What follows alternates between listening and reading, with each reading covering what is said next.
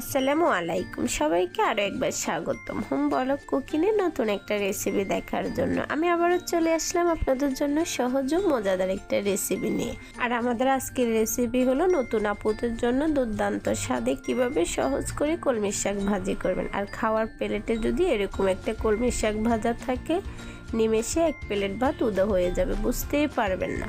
তাহলে চলুন আর কথা না বাড়িয়ে চলে যাচ্ছি মূল ভিডিওতে। আর এই রেসিপির জন্য আমি সবার প্রথমে চুলায় একটা ফ্যান বসিয়ে দিয়েছি। ফ্যানটা গরম হয়ে গেছে, তার মধ্যে দিয়ে দিলাম পরিমাণ মতো সয়াবিন তেল, মানে রান্নার তেলটা গরম হয়ে গেছে। এখন আমি এর মধ্যে দিয়ে দিলাম 3টা শুকনো মরিচ ছোট ছোট টুকরো করে কেটে নিয়েছি। মরিচটা 1 থেকে 2 মিনিটের মতো ভেজে নিয়েছি। মরিচ থেকে যখন সুন্দর একটা ফ্লেভার ছড়িয়েছে, তখন এর মধ্যে দিয়ে দিলাম 8-10টা রসুনের কোষ কুচি করে।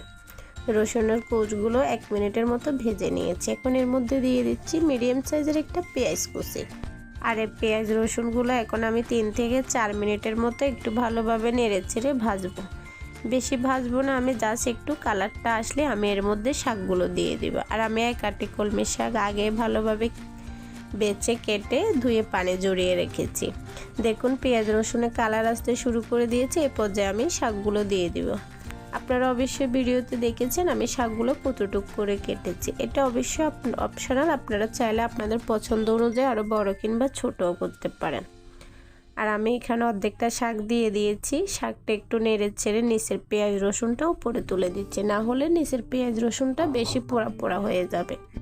অনেকে হয়তো বলবে কলমির শাক তো আমরা সবাই ভাজতে পারি, আপনি হয়তো অনেকে ভাজতে পারি, কিন্তু অনেকে আছে রান্নায় একেবারে নতুন, তাদের জন্য কিন্তু এটাও অনেক কঠিন। সহজ হলো ভীষণ কঠিন মনে হয়।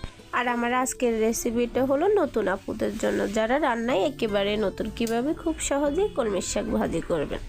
আমি 2 ভাগে ভাগ করে কলমির শাকগুলো দিয়ে দিয়েছি। আর শুরুতে কোনো ধরনের লবণ দিনে এখানে এখন অ্যাড করে দিয়েছি স্বাদ মতো লবণটা দিয়ে ভালোভাবে নেড়েচেড়ে মিশিয়ে দিচ্ছি। আপনারা যারা আমার সাথে ভিডিও দেখতে দেখতে ভিডিওর এই পর্যায়ে চলে আসছেন, এখনও একটা লাইক দেন না, লাইক দিতে ভুলে গেছেন, প্লিজ দয়া করে ছোট্ট একটা লাইক দিয়ে ফুল ভিডিওটা কন্টিনিউ করার অনুরোধ রইল। আশা করি ভিডিওটা আপনাদের কাছে ভালোই লাগবে।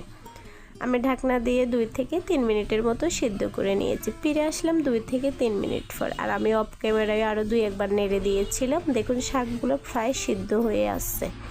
আর আমি আরেকটু সিদ্ধ করে নেব, তাই নেড়ে ছেড়ে ঢাকনা দিয়ে আরও 2 থেকে 3 মিনিটের মতো রান্না করে নেব।